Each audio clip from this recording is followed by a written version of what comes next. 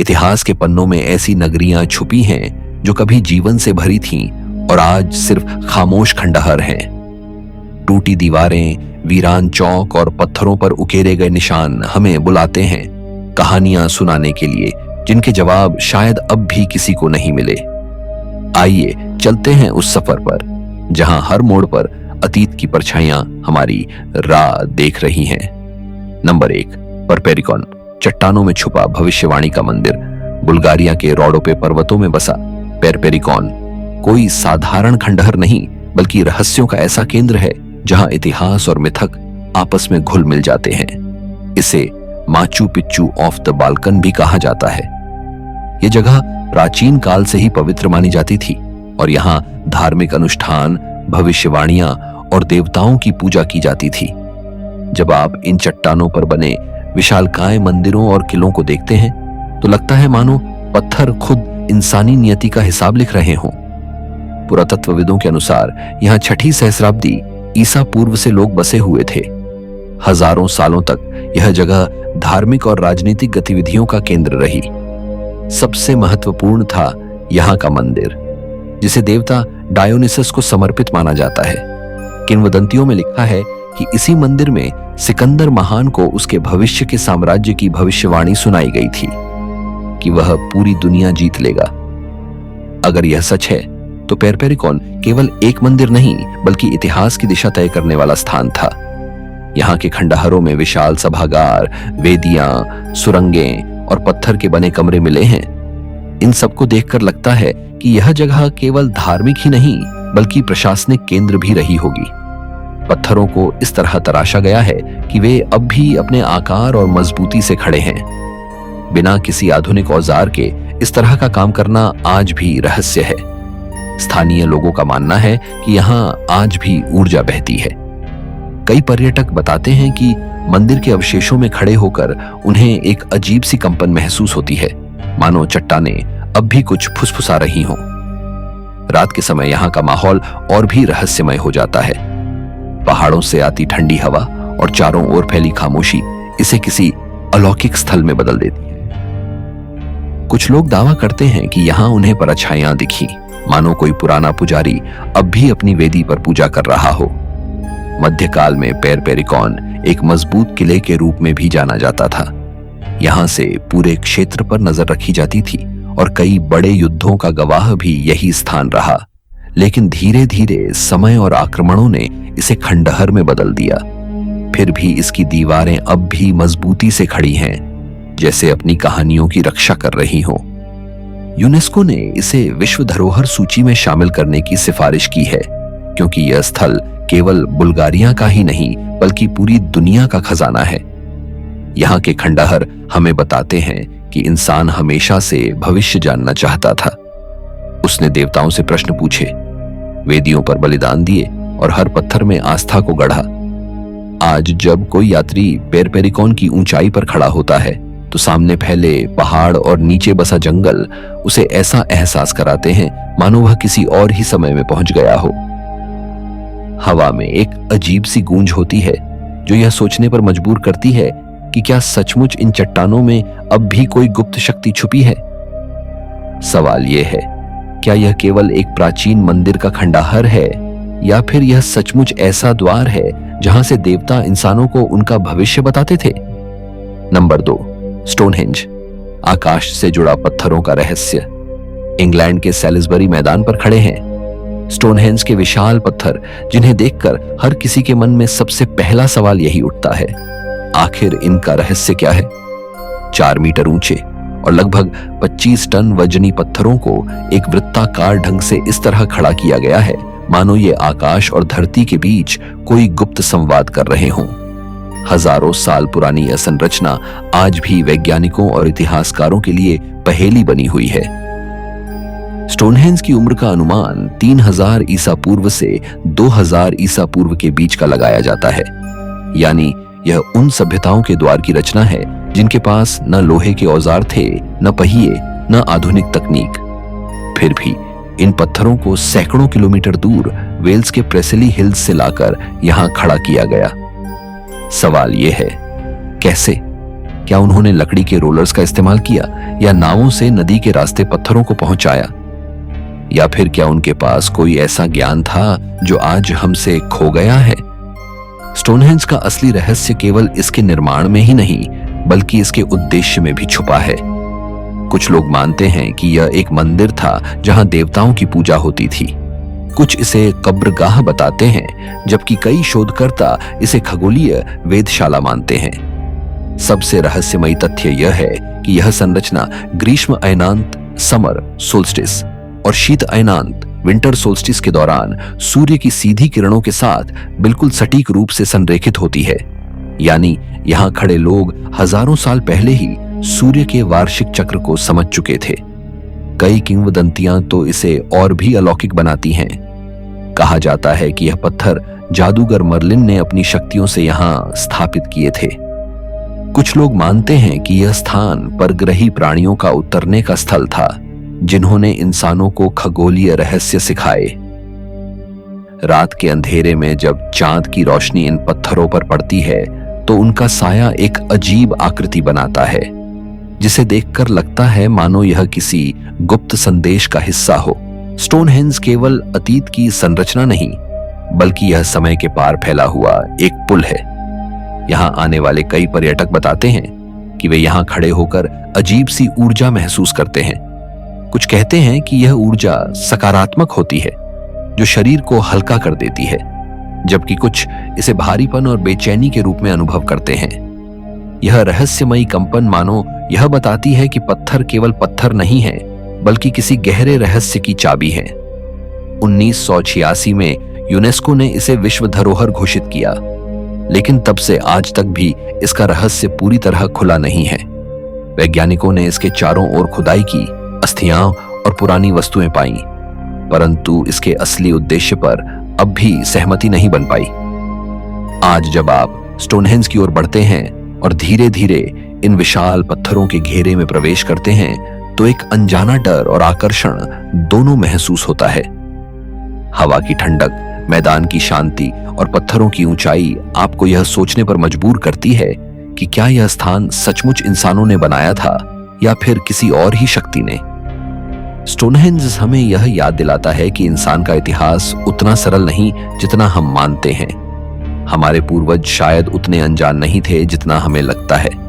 सवाल यह है, क्या स्टोनहेंज केवल एक धार्मिक स्थल था या यह सचमुच आकाश और धरती को जोड़ने वाला द्वार है जिसकी गुत्थी अब भी अनसुलझी है? Number 3, any. हजार चर्चों का शहर तुर्की और आर्मेनिया की सीमा पर बसा आनी एक ऐसा शहर है जो कभी अपनी भव्यता और समृद्धि के लिए पूरी दुनिया में जाना जाता था। इसे सिटी ऑफ 1001 चर्चेज यानी 1000 चर्चों का शहर कहा जाता था, क्योंकि यहाँ हर गली, हर मोहल्ले और हर चौक पर धार्मिक और स्थापत्य कला के अद्भुत नमूने खड़े थे। लेकिन आज यह जगह खामोश खंडहरों में तब्दील है। वीरान मैदान में बिखरे मंदिर, गिरे हुए गुंबद और टूटी हुई दीवारें जो अपने सुनहरे अतीत की कहानियां अब भी फुसफुसाती हैं। 11वीं शताब्दी में आनी दुनिया के सबसे बड़े शहरों में गिना जाता था। इसकी जनसंख्या 1 लाख से भी अधिक थी और यह रेशम मार्ग पर व्यापार का एक महत्वपूर्ण केंद्र था। ऊंची ऊंची दीवारें, 4 किलोमीटर लंबा किला और भव्य कैथेड्रल इस बात की गवाही देते थे कि यह शहर न केवल धार्मिक बल्कि आर्थिक और सांस्कृतिक रूप से भी कितना शक्तिशाली था। लेकिन कहते हैं कि समृद्धि जितनी तेजी से आती है उतनी ही जल्दी छिन भी जाती है। आनी के पतन की शुरुआत आक्रमणों और युद्धों से हुई। बीजांटिन साम्राज्य, सेल्जुक तुर्क और मंगोल सेनाएं बारी बारी से इस शहर पर टूटी। हर आक्रमण ने इसकी आत्मा को थोड़ा थोड़ा कर कमजोर किया, लेकिन असली विनाश 1319 में आया जब एक भयानक भूकंप ने इस नगरी को हिला दिया। ऊंचे मंदिर और चर्च गिर गए, दीवारें टूट गई और लोग डरकर शहर छोड़कर चले गए। धीरे धीरे आनी एक सुनसान मैदान में बदल गया जहां बस हवा और धूल रह गई। किंवदंतियों के अनुसार आनी को उसके ही वैभव ने शापित कर दिया। लोग कहते हैं कि इतनी धार्मिक नगरी में सत्ता और धन का लालच बढ़ने लगा था और देवताओं ने इसे अपने क्रोध से मिटा दिया। रात के समय यहां आने वाले कुछ लोग दावा करते हैं कि उन्होंने टूटी हुई दीवारों के बीच घंटियों की हल्की आवाज सुनी, जबकि यहां अब कोई चर्च सक्रिय नहीं है। कई बार यहां से गुजरने वाले चरवाहे बताते हैं कि उन्हें ऐसा लगा जैसे कोई अदृश्य आंखें उन्हें देख रही हों। आनी का कैथेड्रल इसकी पहचान था। विशाल मेहराब और ऊंचे स्तंभों वाला यह मंदिर आज भी अपनी टूटन में भी शानदार दिखाई देता है। इसके अलावा सेंट ग्रेगरी का चर्च, जो गहरे रंग के पत्थरों से बना था, आज भी किसी चमत्कार जैसा लगता है। हर इमारत आर्मेनियाई स्थापत्य कला का उत्कृष्ट उदाहरण है, लेकिन इन इमारतों की खामोशी अब और भी डरावनी लगती है। 2016 में यूनेस्को ने आनी को विश्व धरोहर घोषित किया, लेकिन इसके बावजूद यहां सन्नाटा इतना गहरा है कि लगता है मानो समय ही रुक गया हो। हवा में एक अजीब सी ठंडक है और खंडहरों में घूमते हुए ऐसा महसूस होता है कि यह शहर पूरी तरह मृत नहीं है। शायद इसकी आत्मा अब भी जिंदा है, अपनी दीवारों और गुंबदों में कैद होकर। आज जब यात्री आनी आते हैं तो उन्हें केवल पत्थर और खंडहर नहीं मिलते, बल्कि एक ऐसा अनुभव मिलता है जो इतिहास से परे है। हर टूटी हुई दीवार एक अनकही कहानी सुनाती है। हर गिरा हुआ गुंबद इस शहर के खोए हुए वैभव की याद दिलाता है। सवाल यही है, क्या आनी सिर्फ एक प्राचीन शहर है जो समय और आपदाओं में खो गया, या यह सचमुच एक शापित नगरी है जिसकी गूंज आज भी इन वीरान मैदानों में सुनाई देती है? नंबर 4, परसेपोलिस, फारस का जला हुआ साम्राज्य। ईरान की जाग्रोस पहाड़ियों के बीच एक विशाल पत्थरीले पठार पर फैला है परसेपोलिस, जिसे प्राचीन काल में फारसियों का नगर कहा जाता था। यह अखेमेनिड साम्राज्य की शान और शक्ति का प्रतीक था, जहां दुनिया भर से दूत और व्यापारी आकर सम्राट को अपनी श्रद्धांजलि अर्पित करते थे। लेकिन आज यह जगह सिर्फ टूटे खंभों और जली हुई दीवारों में बदल चुकी है। एक ऐसा खंडहर जो अपनी राख में भी इतिहास और रहस्य दोनों को समेटे बैठा है। परसेपोलिस की नींव 518 ईसा पूर्व में डेरियस महान ने रखी थी। यह केवल एक राजधानी नहीं, बल्कि साम्राज्य की आत्मा थी। यहां बने विशाल महल, स्तंभों से सजे प्रांगण और पत्थरों पर उकेरी गई नक्काशियां दुनिया को चकित करती थी। अपादाना पैलेस इतना बड़ा था कि उसमें 10,000 से अधिक लोग एक साथ इकट्ठा हो सकते थे। इसके स्तंभों पर दर्जनों राष्ट्रों के प्रतिनिधियों को श्रद्धांजलि चढ़ाते हुए दिखाया गया है। यूनान से लेकर भारत तक, मिस्र से लेकर बाबुल तक। यह चित्रण केवल कला नहीं था, बल्कि उस साम्राज्य की शक्ति का ऐलान था जो चारों दिशाओं पर छाया हुआ था। परसेपोलिस को देखकर लगता है कि यह केवल एक शहर नहीं, बल्कि एक धार्मिक और राजनीतिक मंच था। यहाँ विशाल सीढ़ियों से गुजरते हुए लोग खुद को सम्राट की शक्ति और देवताओं की महिमा के सामने झुका हुआ महसूस करते थे। हर पत्थर और हर नक्काशी यह बताती थी कि अखेमेनिड साम्राज्य केवल सैन्य बल से नहीं, बल्कि आस्था और प्रतीकों से भी लोगों पर राज करता था। लेकिन इसका सबसे बड़ा रहस्य है इसका विनाश। 330 ईसा पूर्व में सिकंदर महान ने फारस पर विजय पाई और परसेपोलिस में प्रवेश किया। कुछ कहते हैं कि नशे में धुत होकर उसने महल में आग लगा दी, तो कुछ मानते हैं कि यह जानबूझकर बदला लेने का कदम था, क्योंकि वर्षों पहले फारसियों ने एथेंस को जला दिया था। आग कई दिनों तक धकती रही और उस भव्य नगर को राख में बदल दिया। आज भी खंभों और दीवारों पर जले हुए पत्थरों के निशान साफ दिखाई देते हैं। किंवदंतियां कहती हैं कि उस आग के साथ परसेपोलिस का वैभव ही नहीं, बल्कि उसके देवताओं का क्रोध भी मुक्त हुआ। स्थानीय लोगों का मानना है कि रात के अंधेरे में खंडहरों के बीच हल्की हल्की चमक दिखाई देती है, मानो आग की लपटें अब भी जिंदा हों। कुछ यात्री दावा करते हैं कि उन्होंने वहां फुसफुसाहटें सुनी, जैसे कोई अदृश्य शक्ति अब भी अपने साम्राज्य की रक्षा कर रही हो। परसेपोलिस में पाए गए पत्थर के शिलालेख कई भाषाओं में लिखे गए हैं, जो साम्राज्य की विविधता और शक्ति का प्रमाण है। लेकिन इन्हीं शिलालेखों में कई जगह अधूरी पंक्तियां हैं, मानो कुछ संदेश जानबूझकर अधूरे छोड़े गए हों। क्या यह केवल संयोग है या फिर कोई ऐसा रहस्य जो अब भी दुनिया से छुपा हुआ है? 1980 में यूनेस्को ने परसेपोलिस को विश्व धरोहर घोषित किया।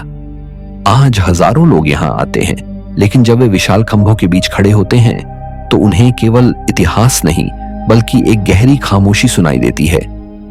हवा के झोंकों के साथ लगता है जैसे पत्थर कोई गुप्त भाषा बोल रहे हों जिसे इंसान अब समझ नहीं पाता। परसेपोलिस हमें यह याद दिलाता है कि साम्राज्य चाहे कितने भी शक्तिशाली क्यों ना हो, एक आग, एक युद्ध या एक निर्णय उन्हें खंडहर में बदल सकता है। लेकिन सवाल अब भी जिंदा है, क्या यह आग केवल इंसानी प्रतिशोध थी या फिर देवताओं की इच्छा? और क्या इस राख में अब भी कोई ऐसा रहस्य छुपा है जो दुनिया को हिला सकता है? नंबर 5, न्यूग्रेन्स।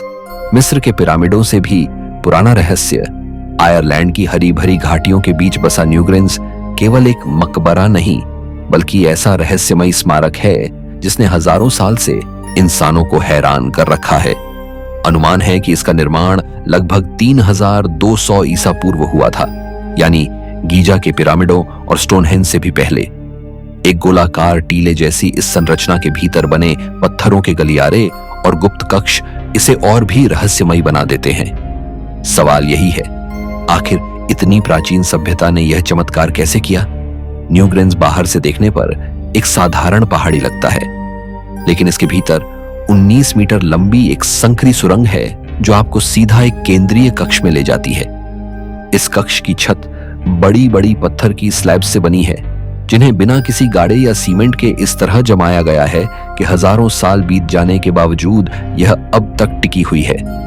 इसमें इस्तेमाल हुए पत्थर लाखों टन वजन के हैं और कई दूर दराज इलाकों से लाए गए थे। सवाल उठता है, बिना किसी आधुनिक साधन के इन्हें कैसे ढोया गया और इतनी सटीकता से कैसे रखा गया? लेकिन न्यूग्रेन्स का सबसे बड़ा रहस्य इसकी खगोलीय संरेखण, एस्ट्रोनॉमिकल अलाइनमेंट है।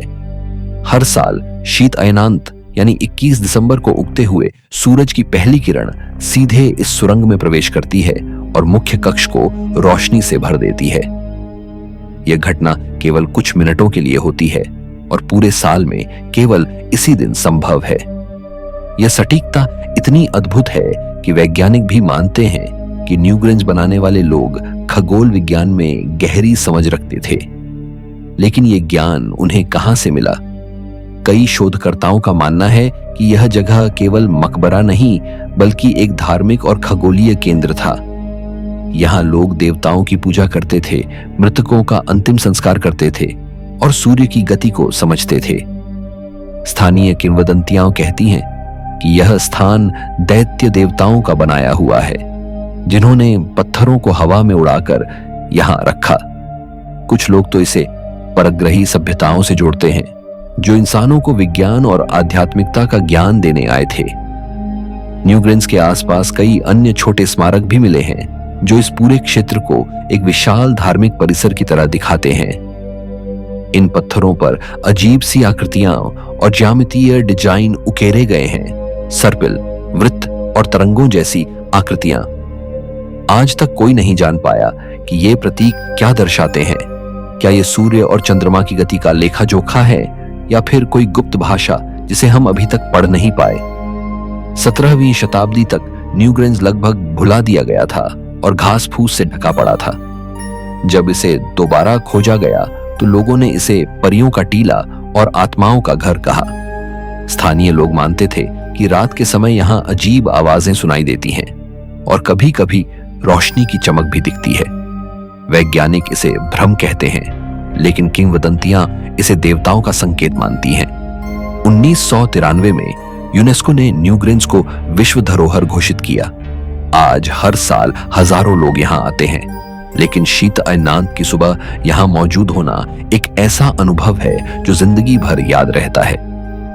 जैसे ही सूरज की पहली किरण पत्थरों के बीच से गुजरती है और अंधेरे कक्ष को सुनहरी रोशनी से भर देती है, हर व्यक्ति के मन में यही सवाल उठता है, क्या यह केवल इंसानों का बनाया हुआ है या फिर किसी और शक्ति ने इसमें हाथ दिया था?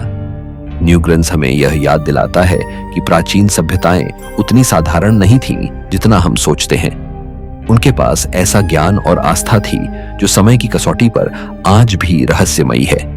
यह स्थान केवल अतीत का गवाह नहीं, बल्कि एक ऐसा द्वार है जहां विज्ञान, धर्म और रहस्य सब एक साथ मिल जाते हैं। सवाल अब भी वही है, क्या यह सचमुच इंसानों की कारीगरी है या फिर इसमें देवताओं की कोई छुपी हुई शक्ति काम कर रही थी? नंबर 6, मेडिना। अज आहरा, खोया हुआ स्वर्ग नगरी। स्पेन के कॉर्डोबा शहर के पास एक विशाल मैदान में बिखरे हुए खंडहर हैं, जिन्हें देखकर यकीन ही नहीं होता कि कभी यहां एक चमकदार राजधानी हुआ करती थी। यह है मदीना अजहारा, जिसे चमकता हुआ शहर कहा जाता था। 10वीं शताब्दी में खलीफा अब्दुल रहमान तृतीय ने इसे बनवाया था और यह उस दौर की सबसे आलीशान और भव्य नगरी मानी जाती थी।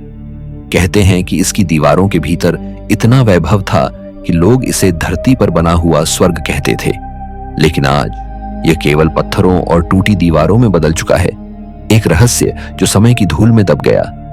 मदीना अजहारा का निर्माण खलीफा की शक्ति और समृद्धि दिखाने के लिए किया गया था। यहाँ महल, बाग बगीचे, स्नानागार, प्रशासनिक भवन और विशाल दरबार थे। संगमरमर की दीवारें, सोने और चांदी से जड़े दरवाजे और फव्वारों से बहता पानी, यह सब मिलकर इस शहर को जन्नत जैसा बना देते थे। यहाँ बने बागों को इस्लामी वास्तुकला का शिखर माना जाता था, जहां फूलों की खुशबू और बहते पानी की आवाज हर आगंतुक को मंत्रमुग्ध कर देती थी। लेकिन कहते हैं कि जितनी तेजी से यह शहर बना था, उतनी ही तेजी से मिट भी गया। महज 75 सालों में यह नगरी पूरी तरह नष्ट हो गई। 11वीं शताब्दी की शुरुआत में आंतरिक संघर्ष और बर्बर आक्रमणों ने इसे जला दिया और लूट लिया। लोग इसे छोड़कर चले गए और धीरे धीरे यह वैभवशाली राजधानी खामोश खंडहरों में बदल गई। सवाल यह है कि इतना शक्तिशाली और समृद्ध शहर इतनी जल्दी क्यों गिर पड़ा? क्या यह केवल राजनीतिक संघर्ष था या फिर कोई शाप जिसने इसे निगल लिया? स्थानीय किंवदंतियां कहती हैं कि खलीफा ने इस शहर का निर्माण अपनी प्रिय पत्नी अजहारा के नाम पर किया था। माना जाता है कि उसने इस शहर को उसकी सुंदरता और प्रेम का प्रतीक बनाया था, लेकिन समय ने इस प्रेम कथा को भी खामोशी में बदल दिया। लोग मानते हैं कि आज भी चांदनी रातों में खंडहरों के बीच एक स्त्री की परछाई देखी जा सकती है, जो अपने खोए हुए महलों में भटक रही है। मदीना अजहारा की गलियों में घूमते हुए अब भी अजीब सी खामोशी महसूस होती है। टूटे हुए खंभे और जले हुए दीवारें यह बताती हैं कि यहाँ कभी कैसी रौनक रही होगी। पुरातत्वविदों ने खुदाई में यहाँ से गहने, बर्तन और सजावटी वस्तुएं पाई हैं, जो इसके वैभव की गवाही देती हैं। लेकिन सबसे हैरानी की बात यह है कि इतनी समृद्ध नगरी का जिक्र बहुत कम ऐतिहासिक ग्रंथों में मिलता है, जैसे किसी ने जानबूझकर इसकी यादें मिटा दी हों। 20वीं शताब्दी में इसकी खुदाई शुरू हुई और तब जाकर दुनिया को इसका सच पता चला। 2018 में यूनेस्को ने इसे विश्व धरोहर घोषित किया। आज यहाँ आने वाले लोग केवल खंडहर नहीं देखते, बल्कि उस खोए हुए वैभव की कल्पना करते हैं जिसे कभी इंसानी हाथों ने गढ़ा था। मदीना अजहारा हमें यह सिखाती है कि वैभव और शक्ति स्थायी नहीं होते। चाहे कोई नगरी कितनी भी समृद्ध क्यों ना हो, अगर समय और परिस्थितियां खिलाफ हों तो वह पलों में खाक में मिल सकती है। लेकिन यह खंडहर अब भी अपनी रहस्यमयी आभा से लोगों को आकर्षित करते हैं। सवाल यही है, क्या यह शहर केवल इंसानी लालच और राजनीति की वजह से मिटा, या फिर किसी अदृश्य शक्ति ने इसे समय से पहले खत्म कर दिया? नंबर 7, गोबेकली टेपे, सभ्यता से पहले का रहस्य। तुर्की के दक्षिण पूर्वी इलाके में शानलियुर्फा शहर के पास एक पहाड़ी पर बसा है गोबेकली टेपे। इसे दुनिया की सबसे पुरानी धार्मिक संरचना माना जाता है, जिसकी उम्र लगभग 11,600 साल बताई जाती है। यानी यह गीजा के पिरामिडों और स्टोनहेंज से भी हजारों साल पुराना है। हैरानी की बात यह है कि यह स्मारक उस दौर का है जब इंसान न तो खेती करता था, न ही पक्के घर बनाता था। सवाल यही है, जब सभ्यता का जन्म ही नहीं हुआ था, तब इंसानों ने इतना जटिल और भव्य ढांचा कैसे बना लिया? गोबेकली टेपे में विशालकाय टी आकार के पत्थर खड़े हैं, जिनकी ऊंचाई 5 से 7 मीटर तक है और वजन 20 से 50 टन तक। इन्हें गोलाकार घेरे में सजाया गया है, मानो कोई प्राचीन मंदिर हो। इन पत्थरों पर शेर, बिच्छू, सांप, पक्षी और रहस्यमयी प्रतीक उकेरे गए हैं। सबसे चौंकाने वाली बात यह है कि उस समय इंसान सिर्फ शिकारी और भोजन जुटाने वाला था, लेकिन यहाँ की नक्काशियां बताती हैं कि उनके पास कला, प्रतीकों और आध्यात्मिकता की गहरी समझ थी। वैज्ञानिकों का मानना है कि गोबेकली टेपे का निर्माण संगठित समाज के बिना असंभव था। इसका मतलब है कि इंसानों ने पहले धर्म और अनुष्ठान विकसित किए और खेतीबाड़ी और स्थायी बस्तियां बाद में आई। यह खोज मानव इतिहास की पूरी कहानी को बदल देती है। लेकिन सवाल यह है, इतना जटिल काम करने का ज्ञान उन्हें कैसे मिला? क्या यह केवल उनकी बुद्धि थी या फिर किसी और शक्ति ने उन्हें यह ज्ञान दिया? किंवदंतियों और मान्यताओं में कहा जाता है कि गोबेकली टेपे पर देवताओं का वास था। कुछ लोग इसे परग्रही सभ्यता से जोड़ते हैं। उनका कहना है कि इतनी बड़ी बड़ी चट्टानों को बिना औजार और पहियों के खड़ा करना संभव ही नहीं था। शायद किसी और दुनिया से आए प्राणियों ने इंसानों को यह तकनीक सिखाई होगी। स्थानीय लोग अब भी मानते हैं कि यहाँ एक अलौकिक ऊर्जा मौजूद है। कई पर्यटक बताते हैं कि जब वे इन पत्थरों के बीच खड़े होते हैं तो उन्हें अजीब सी कंपन महसूस होती है, मानो यह जगह अब भी जीवित हो। गोबेकली टेपे का एक और रहस्य है इसका दफन होना। करीब 8000 ईसा पूर्व में इस पूरे स्थल को मिट्टी और पत्थरों से ढक दिया गया था। सवाल यह है कि आखिर ऐसा क्यों किया गया? क्या लोग इसे सुरक्षित रखना चाहते थे या फिर किसी डरावनी शक्ति से बचने के लिए इसे छुपा दिया गया? वैज्ञानिक अब तक इसका जवाब नहीं ढूंढ पाए हैं। 1990 के दशक में जब इसकी खोज हुई तो पुरातत्व जगत हिल गया। इससे पहले किसी ने सोचा भी नहीं था कि इंसान इतने पुराने दौर में इतनी उन्नत संरचना बना सकते थे। 2018 में यूनेस्को ने इसे विश्व धरोहर घोषित किया, लेकिन आज भी गोबेकली टेपे एक पहेली ही है। रात के समय जब चांद की रोशनी इन पत्थरों पर पड़ती है तो उनका साया रहस्यमयी आकृतियां बनाता है। ऐसा लगता है जैसे पत्थरों पर उकेरे गए जानवर अचानक जीवित हो उठे हों।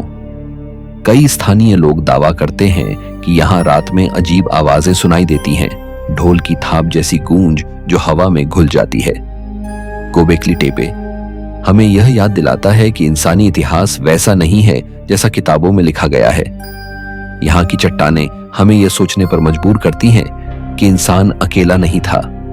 सवाल यह है, क्या यह जगह सचमुच इंसानों का पहला मंदिर है या यह वह स्थान है जहां देवताओं और इंसानों ने मिलकर इतिहास की शुरुआत लिखी थी? नंबर 8, ओस्टिया एंटिका, रोम का भूला हुआ बंदरगाह। रोम से कुछ ही किलोमीटर दूर टाइबर नदी के किनारे बसा ओस्टिया एंटिका कभी साम्राज्य की जान हुआ करता था। यह बंदरगाह शहर व द्वार था जहां से अनाज, मसाले, शराब और अनगिनत वस्तुएं पूरे साम्राज्य में पहुंचती थीं। दूसरी शताब्दी ईस्वी में जब रोम अपने चरम वैभव पर था, तब ओस्टिया की गलियां जीवन से भरी रहती थीं। व्यापारी, नाविक, सैनिक और साधारण लोग सब यहां से गुजरते थे। लेकिन आज यह जगह खामोश खंडहर है। टूटी हुई दीवारें और वीरान सड़कें जो कभी साम्राज्य की धड़कन थी। ओस्टिया की सबसे बड़ी खूबी थी इसकी योजनाबद्ध संरचना। चौड़ी सड़कों के दोनों ओर ऊंची ऊंची इमारतें जिनमें व्यापारी रहते थे। यहां बने अपार्टमेंट्स यानी इंसुले 4 से 5 मंजिल तक ऊंचे थे, मानो प्राचीन गगनचुंबी इमारतें। सार्वजनिक स्नानागार, थिएटर और मंदिर इसकी सांस्कृतिक समृद्धि को दिखाते थे। आज भी यहाँ का थिएटर इतना मजबूत है कि हजारों लोग इसमें बैठ सकते हैं और बीच में खड़े होकर तालियां बजाने पर उसकी गूंज चारों ओर सुनाई देती है। लेकिन ओस्टिया का असली रहस्य है इसकी अचानक हुई वीरानी। तीसरी शताब्दी के बाद धीरे धीरे इसका पतन शुरू हुआ। कुछ इतिहासकार कहते हैं कि नदी का मार्ग बदल गया और शहर का बंदरगाह बेकार हो गया। कुछ का मानना है कि समुद्र का स्तर बढ़ने से बाढ़ ने इसे तबाह कर दिया। वहीं कुछ का कहना है कि बार बार के हमलों और लूटपाट ने लोगों को इसे छोड़ने पर मजबूर कर दिया। लेकिन सच्चाई यह है कि कोई भी वजह अकेले इसे नहीं समझा पाती। ऐसा लगता है मानो किसी अदृश्य शक्ति ने इस शहर से उसकी रौनक छीन ली। पुरातत्वविदों ने यहाँ खुदाई में कई अद्भुत चीजें पाई हैं।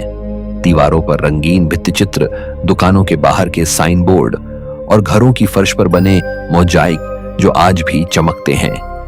एक जगह तो मछली की दुकान का मोजाइक मिला जिसमें इतनी बारीकी से चित्र बनाए गए हैं कि लगता है जैसे पत्थर पर जीवन जम गया हो। लेकिन इन्हीं खंडहरों में अजीब सी खामोशी छुपी है। जब कोई यात्री इन गलियों से गुजरता है तो उसे महसूस होता है कि जैसे अभी भी भीड़ का शोर गूंज रहा हो। स्थानीय लोग मानते हैं कि रात के समय ऑस्टिया एंटिका में अजीब घटनाएं होती हैं। कुछ ने दावा किया है कि खाली सड़कों पर उन्हें घोड़ों की टाप सुनाई दी, जबकि वहां कोई नहीं था। कुछ कहते हैं कि थिएटर से हल्की सी गुनगुनाहट आती है, जैसे कोई अदृश्य समूह अब भी प्रस्तुति दे रहा हो। वैज्ञानिक इसे कल्पना कहते हैं, लेकिन जो लोग यह अनुभव कर चुके हैं वे मानते हैं कि यह शहर अभी भी अपनी आत्मा से जिंदा है। ऑस्टिया एंटिका को कभी रोम का छोटा रूप कहा जाता था, क्योंकि यहाँ वह सब कुछ था जो साम्राज्य की पहचान थी, व्यापार, कला, शक्ति और वैभव। लेकिन आज यह खंडहर हमें यह याद दिलाते हैं कि कोई भी साम्राज्य अमर नहीं होता। समय धीरे धीरे सब कुछ मिटा देता है, बस कहानियां छोड़ जाता है। आज जब आप इन गलियों में चलते हैं तो ऐसा लगता है जैसे आप किसी और ही समय में पहुंच गए हों। टूटी हुई दीवारें और आधे गिरे हुए स्तंभ आपको घेर लेते हैं और आपके कानों में एक ही सवाल गूंजता है, क्या कभी ये गलियां फिर से जिंदा होंगी या हमेशा खामोश रहकर बस रहस्य सुनाती रहेंगी। नंबर 9, पोम्पेई, राख में कैद जिंदगी। इटली के नेपल्स के पास स्थित पोम्पेई दुनिया की सबसे रहस्यमयी पुरातात्विक जगहों में से एक है। यह वह शहर है जिसे 69 ईस्वी में माउंट वेसुवियस के भीषण ज्वालामुखी विस्फोट ने एक ही दिन में निगल लिया। लावा और राख की बाढ़ ने पूरे शहर को ढक दिया और यहाँ की जिंदगी अचानक थम गई। लेकिन अजीब बात यह है कि यही विनाश पोम्पेई को अमर बना गया। राख की मोटी परत के नीचे यह शहर लगभग पूरी तरह सुरक्षित रह गया, और जब इसे सदियों बाद बाहर निकाला गया तो मानो समय की घड़ी रुक गई थी। पोम्पेई में चलते हुए लगता है जैसे आप सीधे 2000 साल पीछे चले गए हों। यहाँ की गलियां, मकान, दुकानें, बाजार और सार्वजनिक स्नानागार अब भी वैसे ही खड़े हैं जैसे उस दिन थे। यहाँ तक कि दीवारों पर लिखी हुई घोषणाएं और रंगीन चित्रकारी भी सुरक्षित बच गई। सबसे रहस्यमयी दृश्य है वे मानव आकृतियां जिन्हें राख ने ढाल की तरह ढककर सहेज लिया। लोग भागते हुए, प्रार्थना करते हुए या अपने प्रियजनों को गले लगाते हुए उसी रूप में पत्थर की मूर्तियों जैसे बन गए। उन्हें देखकर लगता है कि जैसे उनका दर्द, उनकी चीखें आज भी हवा में गूंज रही हों। पोम्पेई का जीवन आश्चर्यजनक रूप से आधुनिक था। यहाँ पानी की सप्लाई पाइपलाइन से होती थी, सार्वजनिक स्नानागार थे, थिएटर थे और एम्फीथिएटर में खेल तमाशे होते थे। यहाँ के भित्तिचित्र और मूर्तियां यह दिखाते हैं कि रोमन समाज कितना रंगीन और जटिल था। लेकिन इन्हीं चित्रों में कई ऐसे प्रतीक भी मिलते हैं जिनका अर्थ आज तक पूरी तरह समझा नहीं जा सका। कुछ आकृतियां व धार्मिक अनुष्ठानों की ओर इशारा करती हैं, तो कुछ किसी गुप्त संप्रदाय की गतिविधियों को। वैज्ञानिकों ने ज्वालामुखी विस्फोट को प्राकृतिक आपदा कहा है, लेकिन स्थानीय किंवदंतियां इसे देवताओं का क्रोध मानती हैं। कहा जाता है कि शहर पाप और भोग विलास में डूब गया था और देवताओं ने इसे दंडित किया। कई लोग तो आज भी मानते हैं कि पोम्पेई की गलियों में रात के समय अजीब सी परछाइयां दिखाई देती हैं और कभी-कभी चीख जैसी आवाजें भी सुनाई देती हैं। पोम्पेई का सबसे बड़ा रहस्य यह है कि राख में दफन होकर भी यह इतना सुरक्षित कैसे रहा। लावा ने सब कुछ नष्ट कर देना चाहिए था, लेकिन यहाँ की 748 में जब इसकी खुदाई शुरू हुई तो दुनिया दंग रह गई। अचानक लोग 2000 साल पुराने एक पूरे शहर में घूमने लगे, जहां सब कुछ वैसा ही था जैसा विनाश के दिन था। आज पोम्पेई यूनेस्को विश्व धरोहर है और लाखों लोग इसे देखने आते हैं। लेकिन जो यात्री इसकी गलियों में चलते हैं वे मानते हैं कि यह केवल इतिहास नहीं है, यह एक ऐसा जिंदा शहर है जिसकी आत्मा अब भी राख और पत्थरों के बीच कैद है। पोम्पेई हमें यह याद दिलाता है कि सभ्यताएं कितनी भी उन्नत क्यों न हो, प्रकृति के सामने उनकी कोई हैसियत नहीं। लेकिन यह सवाल अब भी बाकी है, क्या पोम्पेई सिर्फ एक प्राकृतिक आपदा का शिकार हुआ या फिर यह सचमुच देवताओं की सजा थी? और सबसे बड़ा सवाल, क्या इन राख में कैद परछाइयों की आत्माएं अब भी वहां भटक रही हैं, उन अधूरी सांसों के साथ जो कभी पूरी नहीं हो पाई? नंबर 10, बायाए, समुद्र में डूबा रोम का स्वर्ग। नेपल्स की खाड़ी के किनारे बसा बाया कभी रोमन साम्राज्य का सबसे आलीशान और विलासिता से भरा हुआ शहर था। इसे उस समय का लास वेगास ऑफ रोम कहा जाता था, जहां सम्राट, सेनापति और रईस लोग अपनी छुट्टियां बिताने आते थे। भव्य विला, गर्म पानी के झरने, शानदार बाग बगीचे और समुद्र किनारे बने विशालकाय स्नानागार। बायां सचमुच धरती पर जन्नत जैसा था। लेकिन आज यह शहर आधा समुद्र में डूबा हुआ है और उसका वैभव खंडहरों में बदल चुका है। सवाल यह है कि इतनी रौनक से भरा यह नगर अचानक गुमनाम क्यों हो गया। बायां का इतिहास पहली शताब्दी ईसा पूर्व से जुड़ा है। यहां प्राकृतिक गर्म झरने थे जिनके पानी को उपचारात्मक माना जाता था। इसी कारण यहां आलीशान स्नानागार और महल बनाए गए। नीरो, सीजर और ऑगस्टस जैसे सम्राट यहां अपना समय बिताते थे। यह शहर केवल आराम और मनोरंजन का स्थल नहीं था, बल्कि राजनीति और षड्यंत्रों का भी अड्डा था। कहते हैं कि कई सम्राटों की किस्मत यहां लिखी और मिटाई गई। लेकिन इसके साथ ही बायां की छवि पाप और विलासिता से भी जुड़ गई। यहां की रातें शराब, उत्सव और ऐश्वर्य से भरी होती थीं। स्थानीय किंवदंतियां कहती हैं कि देवताओं को यह भोग विलास रास नहीं आया और उन्होंने शहर को श्राप दे दिया। धीरे धीरे बायां प्राकृतिक आपदाओं का शिकार बनने लगा। ज्वालामुखीय गतिविधियों और समुद्र के बढ़ते स्तर ने इसका बड़ा हिस्सा पानी में डुबो दिया।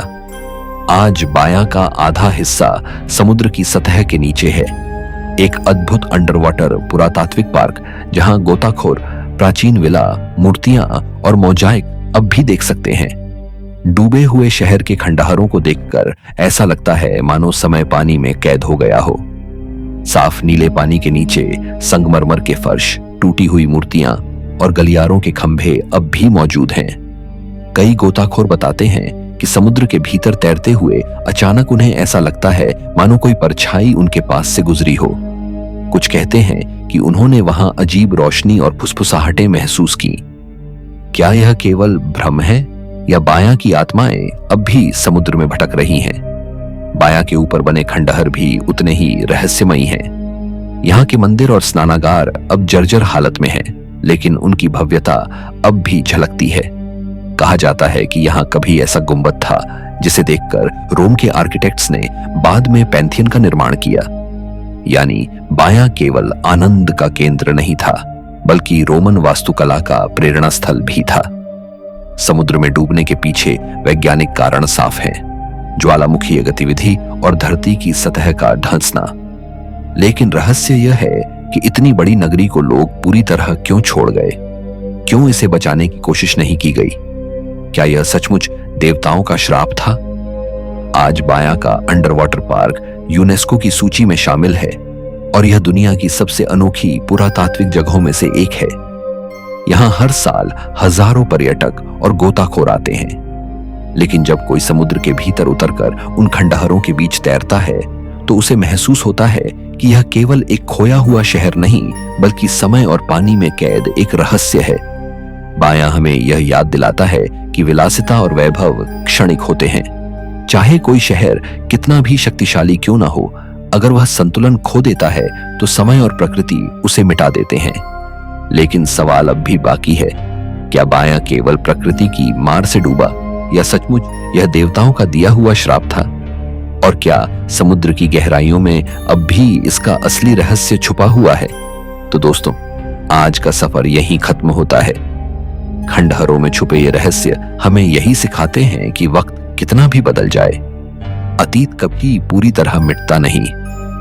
वो अब भी पत्थरों में, वीरान गलियों में और हवाओं की खामोशी में जिंदा है। मिलते हैं अगले सफर में एक और रहस्य के साथ। तब तक याद रखिए, इतिहास हमेशा चुप नहीं रहता, कभी कभी वो खुद बोल उठता है।